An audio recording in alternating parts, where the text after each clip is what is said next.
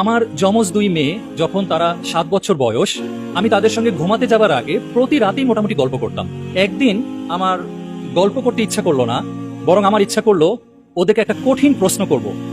7 বছর বয়স, এই যে তাকে নার্চার করছি, ইসলাম বিষয়ে জানছে, পরিবার থেকে অনেক কিছু শিখছে, আসলে ওরা কতখানি কি শিখলো আমার হঠাৎ একদিন এক রাতে পরীক্ষা করতে ইচ্ছা করলো। এবং আমার মনে হচ্ছিল এই পরীক্ষাটা আমার নেওয়া উচিত হবে না, তারপরেও আমি না নিয়ে থাকতে পারছিলাম না, কেন জানি।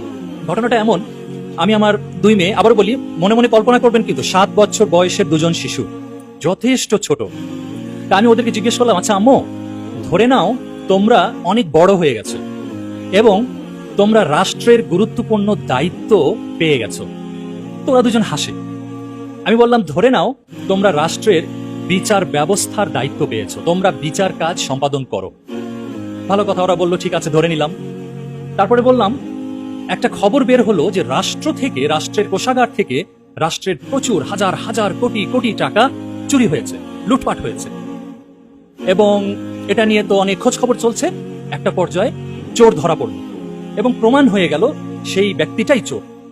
তো ওরা হাসছে, ওদের কাছে খুব ইন্টারেস্টিং লাগছে ঘটনাটা। তা আমি বললাম, আম্মু, প্রমাণ হয়ে গেল যেই চোর ধরা পড়েছে সেই চোর আমি, তোমার আব্বু। তো ওরা তখন হেসে দিল, বলে আব্বু তুমি তো চুরি করবা না।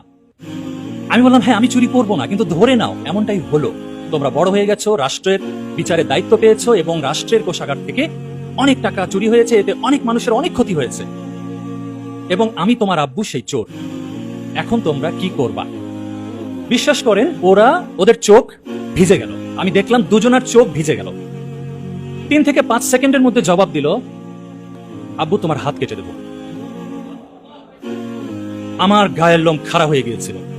আমি ভেবেছিলাম ওরা অন্য কিছু বলবে। 3 থেকে 5 সেকেন্ডের মধ্যে ওদের চোখ দিয়ে পানি পড়ছে আর বলছে, আব্বু তোমার হাত কেটে দেব। আমি খুশিতে আলহামদুলিল্লাহ বললাম, এবং আমি বলেই ফেলছিলাম যে আম্মু, আমি বিশ্বাস করতে পারছিলাম না যে তোমরা এত দ্রুত এই জবাবটা দেবে। একটু পরে একটা টুইস্ট ঘটল এবং এখানে শিশু সুলভ একটা আচরণ প্রকাশ পেল। এবং এভাবে আমিও কোনোদিন চিন্তা করি নাই। আমরাও কিশোর বয়স থেকে শুনেছি চোরের হাত কাটা, চোরের হাত কাটা, এটা শুনে এসেছি, কিন্তু কোনোদিন এটা নিয়ে আরো এক স্টেজ যে চিন্তা করা যায় কোনোদিন করি নাই। আসলে এটারও কারণ হলো আমাদের গার্ডিয়ানরা আমাদেরকে না চিন্তাশীল করে গড়ে তোলে না।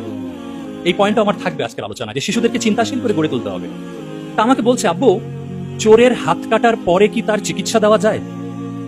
খুবই ইন্টারেস্টিং। এবং আমিও নতুন করে চিন্তা করলাম, তাই তো আমরা ছোটবেলা থেকে শুনে এসেছি চোরের হাত কাটতে হবে, কিন্তু তারপরে কি করতে হবে? হাতটা কি ডাস্টবিনে ফেলে দিতে হবে? হাতটা কি তারপরে অন্য কিছু করতে হবে, নাকি কি করতে হবে সেই চোরকে? বলছে চোরের হাত কাটার পর কি তার চিকিৎসা করা যায়?